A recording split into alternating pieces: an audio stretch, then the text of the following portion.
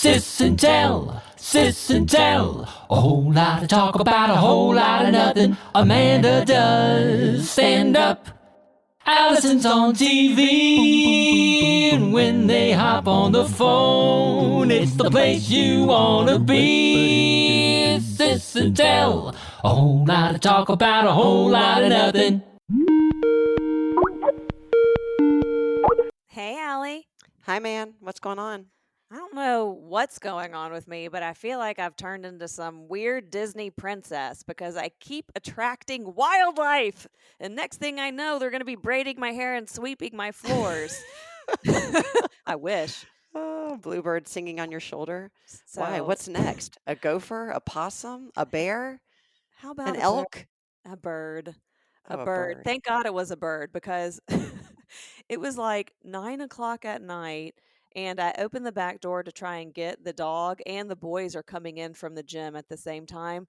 And this thing flies into the house over my shoulder. And all I saw was this thing flying into the house over my shoulder. And I was like, it has to be a bat. It's 9 o'clock at night. Why would a bird be flying around? They're snoozing. And I was like, oh my God, there's a living creature in the house. And this is what I yell. I'm like, Aaron, there's a living creature in the house. I don't even know why, because we know I'm the one who's going to have to deal with it. So immediately, all three kids are in the kitchen. And what do? I'll give you one guess. Scream and ran. No, they got out their phones and started recording. Oh, that's even funnier. Right. This is going to make a great YouTube video. Go, Mom. So Aaron's in the kitchen. And he's got like a kitchen towel and he's like flapping it at the bird, and the kids are yelling at Aaron, stop it, what are you trying to do, kill it? And Right. I was like, stop, let me be in charge, I speak bird. Seriously, I was like, I feel like I'm so emotionally intelligent that I can communicate with animals, and I know. Okay, there you go. There it is. Like how big a bird? We're not talking like a crow. It was a Okay, little tiny bird. bird. No, it was like the size of my fist, maybe a little Okay. bigger. So I get the broom and I'm just trying to shepherd it, I'm trying to shepherd it at the house. I'm not like swatting at it like Aaron is with a kitchen towel. So we've got everything open downstairs. I'm trying to get the kids to all be on one side, trying to keep the dogs from leaving the house or barking at the bird. And what does the bird do? The bird flies upstairs. No. Oh, no. The bird. Wait, were you opening up windows and doors at the same time, hoping it would go out? Yes, because it kept on flying into the closed window. Right. It was right. so sad. It kept on. Anyway. So now you have to go upstairs where there are no windows to open, right? Can Right. you open your windows There are upstairs? only No. windows downstairs. No, we have windows upstairs. No, but we can't really open our windows upstairs. Oh, really? I mean, if we can, we never have. I know people do that. But So I walk up the stairs and I'm like, oh my God, I hope the bedroom doors are closed. They're not. It had flown into my bedroom and it had perched itself on top of the fan. So Murray and you Ruby didn't turn on the fan. No. It's like an amusement park ride. Right. So Murray and Ruby quickly follow me in. I'm like, guys, leave me alone. Let me handle the bird. But they've got their cameras out. They're following me around like the paparazzi. And Ruby quickly closes the door behind us, and we open up the door. We have like a deck right outside my bedroom. So we open up that door, and I still have the broom. And then it flew to we've got pictures, we've got framed artwork like behind my bed. And so it perches itself on one of the frames, and then I gently guide it towards the door, and then it flew out and went on its merry way. Goodbye, Birdie. Bye, Birdie. That'd be a great name for a show. But did I ever? Yes. What? that was not the end of the woodland creatures visiting us. Okay, so keep going. Yeah. So then a couple of days ago, our neighbor Joe, he is a carpenter by hobby, but like really, like he could charge for his expertise. He made a new fence around the perimeter of their yard, but there's like this old chain link fence that is around their property. So he came over to our yard to take it down, and I go outside to like help him and then get Oscar to help him. And what do I see? I see a dead rat. Oh, Oh, gross. I This mean, it's story is better. taking a turn. It You was go from saving birds to dead rats. yeah, I'm telling it was like This is a Ratatouille, Disney movie if I've ever heard one, right? because there's And it, always a tragic turn that you you know, don't expect. it was the rat mom. Right. It's always the mom who dies in the Disney movies. Right? It Darn was it.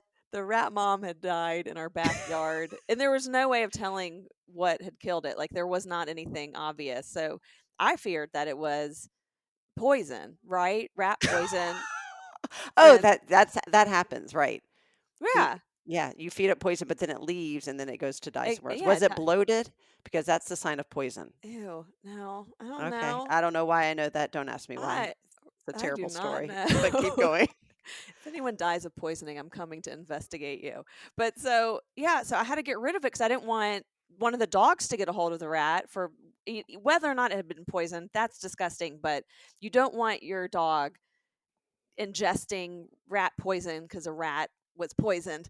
And so I had to get rid of it. And then I thought about your situation of when you had to get rid of a dead animal carcass. I still have PTSD from that. So this is funny. So now that you think about it, maybe it's Atlanta because I had two animal encounters when I lived in Atlanta at Uncle Billy's house Oh, there were the two? second time. Yeah. So, and I say the second time because I lived with my Uncle Billy twice, our Uncle Billy. That's like the rite of passage. When you're single and have no money, just go live with Uncle Billy. He's got space and, and a lot of patience. And nothing in God his bless him. refrigerator. Yeah. God bless him. So I'm like, okay, this is the second time I lived with Uncle Billy. So the first time was summer of 1992 before grad school. I was interning at CNN. That was very fun. That's when he introduced me to sushi, which was also very fun. Second time was 1996. I moved to Atlanta. I didn't have a job. I didn't have friends. Well, I had some friends. I That's so started dating Alan sad. long distance, right, Uncle and Billy working. was your friend. Uncle Billy was my friend, and Annabelle and Marcia. And I started, and I was working at Coke. And so, anyway, he and his family would live, Uncle Billy, that is, in Atlanta half the time, in New York half the time. So, half the time I was by myself in the house. And I say this because I come downstairs. They have two dogs who I'm taking care of. I come downstairs to feed the dogs, let them out before I go to work. And they're standing at the top of the stairs to this huge backyard and not moving. And I'm like, what? Go to the bathroom. I got to get to work. Go. And I look down at the bottom of the stairs and there is a giant dead possum. Well, Oh, is I inside think or outside? outside. No. Bottom of the outdoor stairs, Okay. but literally laying at the bottom of the stairs. So you can't walk down the stairs. And the dogs knew this and they're looking down saying, we're not going down there. You think they'd be curious. No. So the Which three of dogs were us, this? Was this Jake the boxer and one yeah, of so the Jake and overweight? Lulabelle. So Okay. it's the French bulldog and the boxer and me. And imagine us all standing at the top of this like 20 stairs or whatever, looking down, going, nope, not going down there. But of course, the dogs stayed outside during the day while I was at work, and I couldn't leave them with some dead thing. So I'm like, great. So I go down, and sure enough, I figure out it is a possum. My next question is the obvious: is the possum playing possum? Because they're very good at that. And if they sense there are dogs around, maybe it's playing dead. The possum was indeed dead, not playing possum. So then I was like, what do I do? And Uncle Billy's backyard was so big. I mean, like It was like a a- football an field. acre, right? It was like it went so far back, long ways, and had a fence around it. So as the story goes, I did find a giant shovel in the garage, Lord knows why. I pick up the dead possum, which rigor mortis has set in. So Oh, now it weighs at least like 40 pounds, maybe. I'm carrying it as far back on the shovel as I can so that I'm holding it at about a 6 foot distance from me. The dogs are following me, right, obediently through the yard like this. They're protecting me as if they're pressing me. they're I'm like like, you are bouncers. no help. Yeah. They're walking behind me going, yep, this is what we got to do. And I walk and I walk, and I sort of tossed it because the other property aligned with ours, but also was really far back. So it wasn't like the house was right there, but I sort of tossed it over the fence. It's your problem Line. now. Right, there you go. No rigor mortis, and now hopefully decomposition will sit in. And then I walked back and I went to work, and the dog's like, okay, because I couldn't leave it there. What am I going to do? Call animal control and wait 5 hours? So that's the first animal story when I lived there. The second one is actually one of the times I fell in love with Alan. And this is funny because we had come home. Billy, Uncle Billy wasn't there. The family wasn't there. Alan had come to Atlanta to visit. We came in from dinner and immediately hear this fluttering, like you heard, like in this little study. Oh, And the door no. is closed. I was like, what is going on? And you immediately Wait, I wait, think wait. somebody's in the house. Is Yeah. this the study that also had like the stuffed pheasants in it? Yes. Yes. It was not just a study, it was a guest bedroom too. Maybe. I swear to God, I had to sleep in that place one night, and it was the scariest thing because the house was really old and Yeah. that room was really dark, almost like a man cave study. Like it had like bookshelves Very and dark. Yes. dark It had wood dark. and Yes. You're dead describing it animals and perfectly. stuffed Yes. dead animals. It was intimidating, and you felt like maybe a little haunted, and you heard fluttering. Okay, And I heard setting the fluttering. scene. Yes. Yeah. So thank God I was not by myself and Alan's with me. And I walk in and I'm like, what is that? What is that? There's nobody in the house. What's going on? And so we're all looking, and I open the door, and sure enough, a bird not only had flown into that room, I think it had crashed through the window. The window was broken on the top of the Oh. windowsill. So I imagine it got confused, maybe crashed through. I'm not quite sure if there was already a broken glass and it came through. Either way, there's a bird in the house. And what am I doing? Freaking out a little bit. What are we going to do? Oh my gosh, how do we get the bird out of this? I'm looking for something. The bird ends up landing like on the top of the door sill.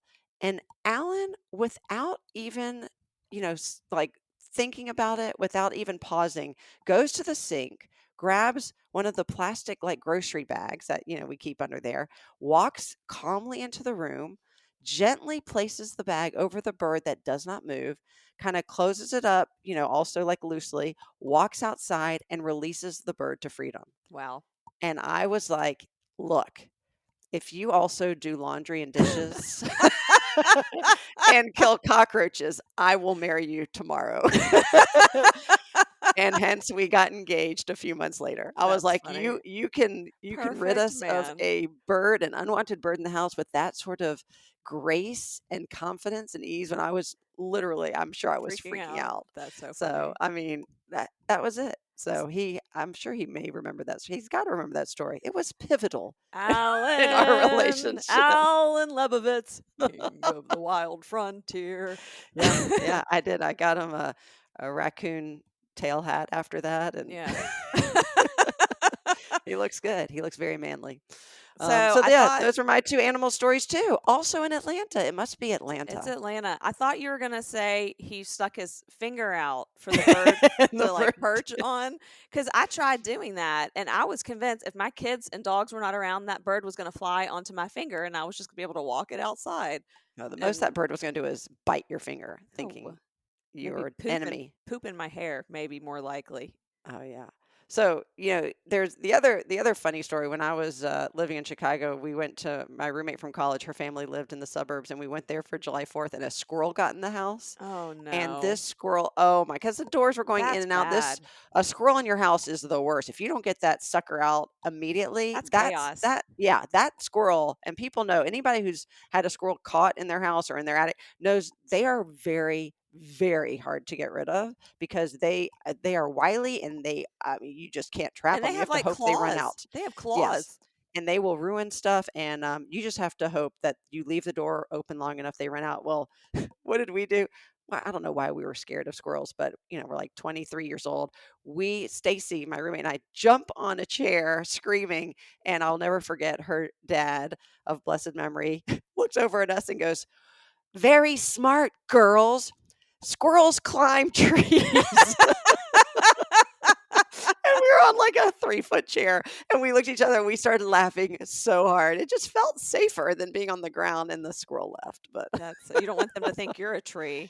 no, exactly. Oh, if that squirrel had climbed up me, yuck. I have a scenario for you Okay. Or because is it real or theoretical? Is it or hypothetical? It's hypothetical. Okay. I good. mean, it's based in reality. It is. Like asking for a friend. Is that what this is? No, it's just I'm just curious as to what you would do. So, and it's as they say, it's like baby squirrel season. People find like abandoned baby squirrels. Maybe it's fallen out of a nest or something happened where the squirrel is on its own. They take them into their own home. They raise them, they bottle feed them, and then release them back into the wild. If you found a baby squirrel, what would you do? Pretend I didn't.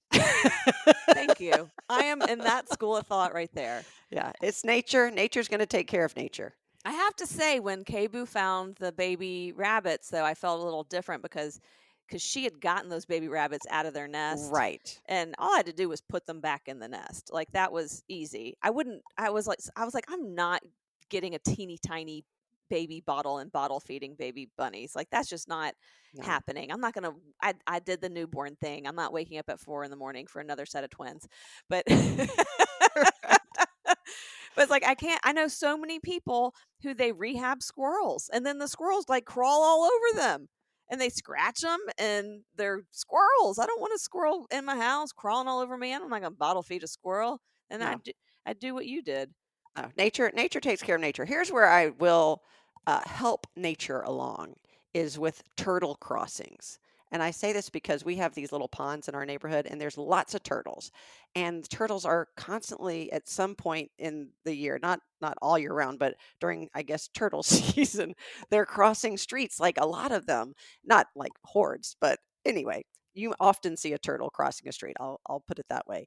And I was told by the experts at our Tennessee aquarium that if you see a turtle crossing the street or going somewhere, don't try to send it back to where it came from because as soon as you place it back there, it's going to try to cross wherever That's- it's heading to is where yeah. it wants to go. Go into that direction. That is so sad. Can you imagine spending all that time trying to cross the street Right. and some human picks you up and puts you right back where you started, and you're like, man, it took me all day to get It took me 7 hours to get here, and would now you in do 7 that, seconds you you have asshole? just So I did learn that because your instinct though is you think, "Oh, why are you heading towards the forest, turtle? You want to go back to the water and the pond where your friends are." So, but that's not it. So no matter which way the turtle's crossing, you should help the turtle along its intended path. And that way you're actually the hero, not the Mhm. zero of the story, because then the turtle's like, "You literally just saved me hours of work. This is awesome." That's like a human conveyor belt to a turtle. It's like getting to the airport and seeing those Oh, the walkways, like moving sidewalks. the I moving love those. sidewalk. They're Yeah, so fun. we Makes me should feel install those for turtles if they so were smart enough to know which was the crosswalk. That would be amazing.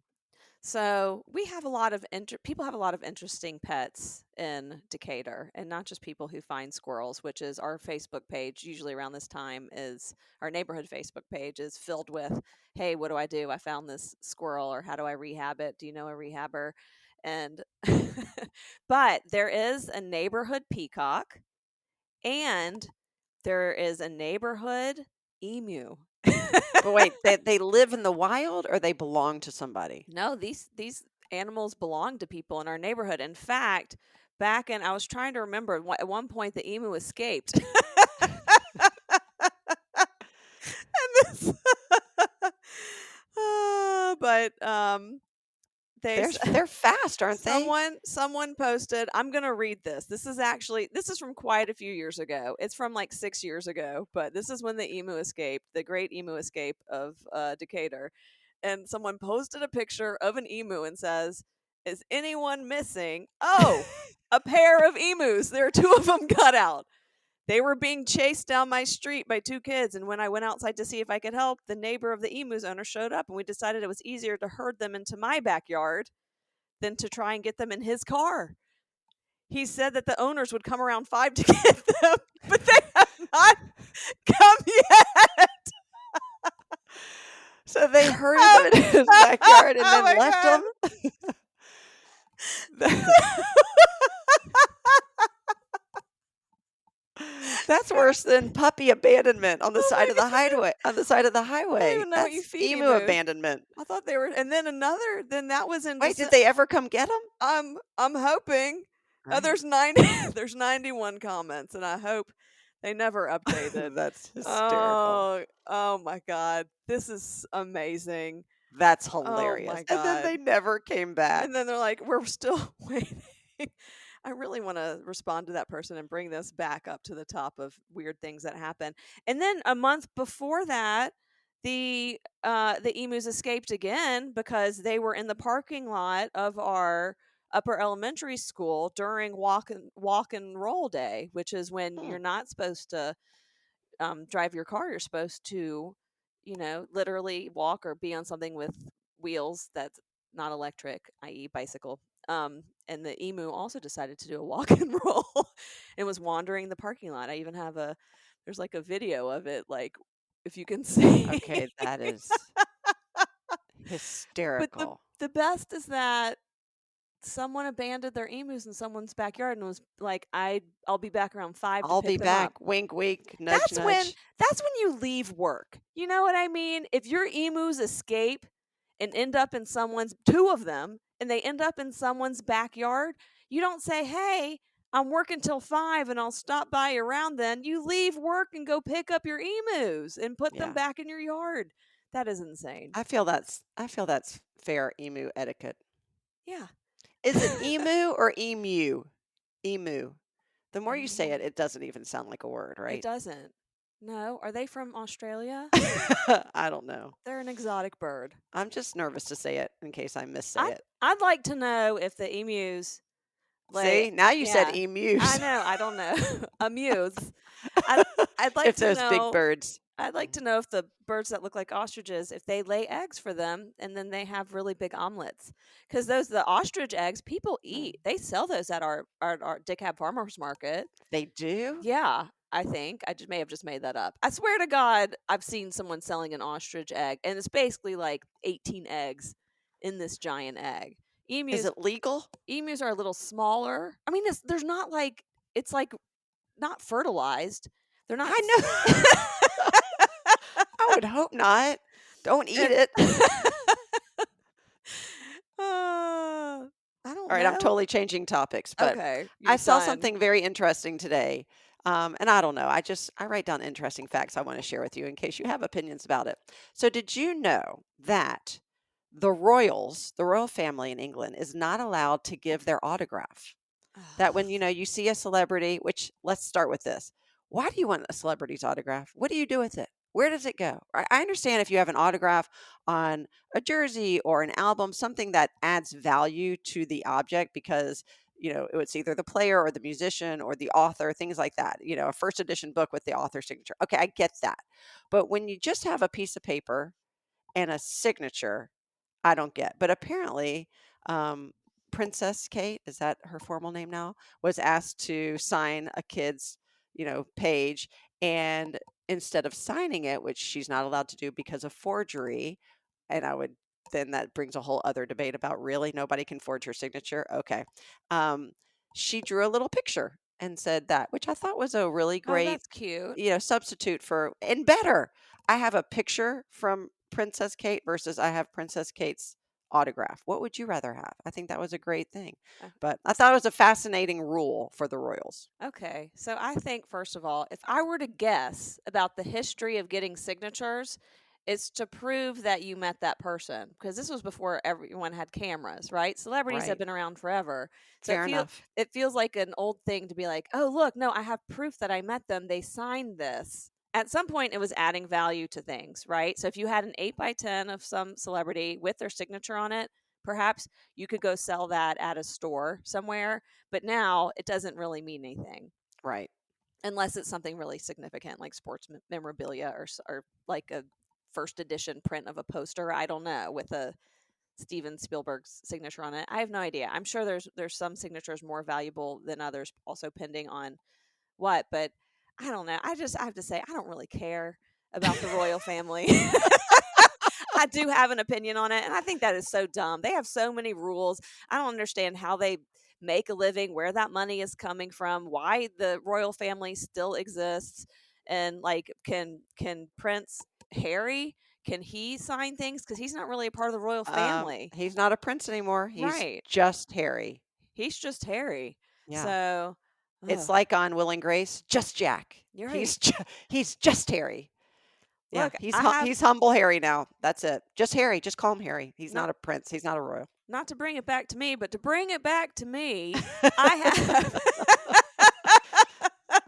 I have a wallet with John Stamos' signature on it, right? From when we met him. We were all getting his signature backstage when we met him that time. And I don't know what to do with it. It's not worth anything. No one cares about John But it's Stamos' meaningful to signature. you. In that sense, that's a great thing. That's a great keepsake because we know that John Stamos means something to you. Yeah. So that's a piece of him, right? That is a personal thing. Look, I met President Obama before he was president when he was running, and Arthur had an assignment to draw one of the presidential candidates in school. Arthur, who's now 23, was in third grade. He drew a picture of Obama, which was funny in that he drew him with bright blue eyes, and he looked very handsome in the picture. I ended up going to a fundraiser for him, brought the picture, showed it to Obama, and he said, "That's great. You know, how old is Arthur?" I said, "He's 8. He's in third grade." He goes, "I love it," and he signed it. And when I look back, it said, "Good job, Arthur, Barack Obama." So of course I have that. I have the original. Did Where you is the frame it? original? I have not framed it yet. I have a copy of the original on our refrigerator, Allison, you need to which frame that. To me, I know. Yes. that would be worth something. That Yeah. is, I mean, it's sentimentally it's worth a lot, but that is really Yeah. cool. That Well, and it's is funny because people are always like, "Is that really his signature?" I'm thinking, I didn't send it off to like a Scholastic book fair thing and said, "Get your thing signed by Barack Obama." I said, I was literally with him. I handed him the Sharpie. He signed it. I know he did. But I have a copy on our refrigerator which looks like the original, but it's just a copy. And people are like, "I can't believe you have this on your refrigerator." And I'm always like, it's fine. It'll be well. nobody else spill on it. It's fine." Well, Murray came home from school one day in elementary school, and they have like a pile of stuff in their bags. And at this point, I was still going through what do we need? What sort of communication is in here that we need? And I found I found an 8x10 of Jimmy Carter signed by Jimmy Carter and addressed to Murray. What? And I was like, what in the world happened? Did Jimmy Carter go to school today? And why did we not know? And I asked Murray if anything happened at school, and he said no. And That's amazing. I was like, did Jimmy Carter go to school today? I was like, what in the world happened? Why did we get notified that he was coming to school? Was it a surprise visit? But what happened is someone from like his office came to school to speak to school and must have gotten like the names of all the students. And it was much small. It was when they're in elementary school, and there were like Right, 5 right. elementary schools. So we're talking about like maybe 60 kids. And but still, it was all like hand signed, from Jimmy. And I was like, oh my God. Barack Obama came to visit College Heights, where my kids went to preschool and to pre-K. And he came to visit the pre-K because it was a Head Start program. And unfortunately, that week, it was also, I think, February break, right? So the kids were getting off of school. The City Schools of Decatur was off that week for vacation. So pre-K was off for vacation. So there were not a lot of kids who were going to school that week. So they let the 3-year-olds come in just Oh gosh. To supplement. yeah, to supplement. And they all like gathered in the tiny cafeteria on the floor. And so there were pictures that the White House photographer took of Barack Obama engaging with these kids. And my kids happened to be in the front row. So we have this fabulous picture of Barack Obama bending down, talking to these kids. And there's Oscar and Ruby right in front, staring at him with their big, giant, adorable little 3-year-old eyes. And we knew for like a week this was happening, and I prepared the kids. I was told them all about it. I kept on saying, the president is coming, and you've got to wear something nice. And Ruby picked out this adorable dress, and we did like a countdown. And then the day that the president came in the morning, I'm like, oh my God, the president is coming. So the day came and went. They didn't let any parents go because, of course, they had all like crazy security. And Ruby gets home, and I go, oh my God, how was it? She goes, well, my present never came. And I was like, what? She goes, you had me get dressed up and I never got my present. And I was like, lost in translation. right. And I was Lost in like, all right. translation. But the president came, right? Oh, gosh. I love it. So thanks for listening to the latest Sis and Tell podcast. Don't forget to share us with your friends, share us with your family, share us with your foes. As always, this has been Amanda and Allison with a whole lot of talk about a whole lot of nothing. We'll catch you next time. Sis and Tell.